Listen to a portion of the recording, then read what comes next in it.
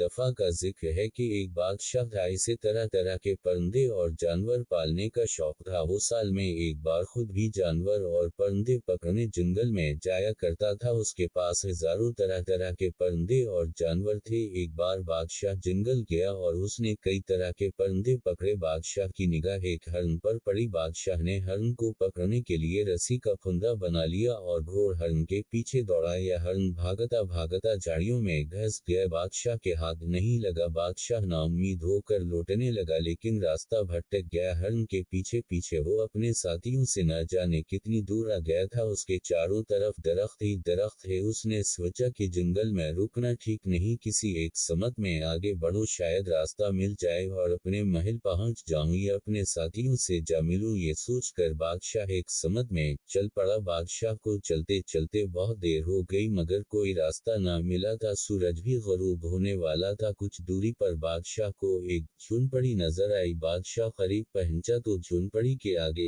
एक किसान और उसकी बीवी बैठे हुए थे। किसान बादशाह को देखकर हैरत में पड़ गया और बोला, जापना आप यहाँ? बादशाह बोला, मैं परिंदे पकड़ने आया था, एक हरण के पीछे भागते हुए रास्ता भूल गया हूँ, अब रात में यही गुजारना चाहता हूँ, सवेरे चला जाऊंगा। कि किसान बेचैन होकर बोला, बादशाह सलामत, ये सब आप ही का दिया हुआ है, मगर आप यहाँ कैसे ठहरेंगे? मेरे पास तो एक अच्छा बस्तर भी नहीं है। बादशाह बोले, तो फिर क्या हुआ? अगर मैं किसान होता तो महल के मुलायम बस्तरों पर सोता। किसान बादशाह को झोंपड़ी में ले गया और खाने का इंतजाम किया। खाने के लिए कुछ न था। किसान ने शर्मिंदा होकर सुबह की चंद सूखी रोटियां पेश की और कहा, बादशाह सलामत, उसके अलावा हमारे पास आपको खिलाने के लिए कुछ नहीं, उन्हें खाकर अपनी भूख मिटा सकते हैं। बादशाह रोटी खाकर पानी पिया और अल्लाह का शुक्र अदा किया। थकावट की वजह से इसे जल्द ही नींद आ गई। सुबह जाने की तैयारी करते हुए बादशाह बोला किसान से, तुम कभी मेरे महल की तरफ आओ तो मुझसे जरूर मिलना, अब रास्ता बता दो, मैं चलूं। किसान बादशाह को राह दिखा कर लौटा तो उसने बीवी के हाथ में एक सोने की जंजीर देखी। बीवी बोली, मैं जिस जगह बादशाह सलामत सोए हुए थे वहां ये पड़ी थी। किसान ने बीवी के हाथ से जंजीर ले ली और बोला कि जल्दी से 2-4 रोटियां बना दो, मैं शाही में जाना चाहता हूँ। वो किसान की बीवी बोली, क्यों हाथ आई दौलत को ठकराना चाहते हो? हमने कोई चोरी थोड़ी की है, इसे बेच कर आराम की जिंदगी गुजारेंगे। किसान गुस्से से बोला, ये जंजीर मैं जरूर वापस करने जाऊंगा, अब मजीद कुछ और बोलने की जरूरत नहीं है, चुपचाप रोटियां बना दो। किसान शाम को ही शाही महल पहुंच गया।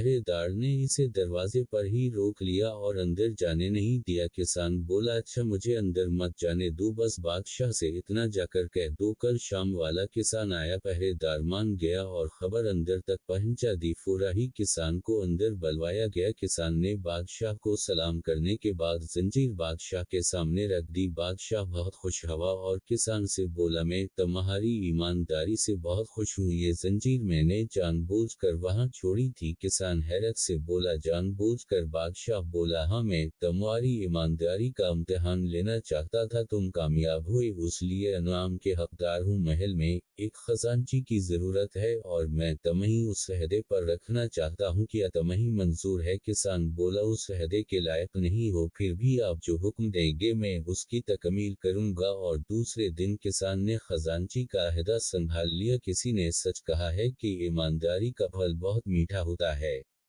वीडियो अच्छी लगी हो तो लाइक कर दें और मजीद उस तरह की अच्छी वीडियो देखने के लिए हमारे चैनल को सब्सक्राइब करें ताकि हमारी आने वाली वीडियो का नोटिफिकेशन बर वक्त आपको मिल सके।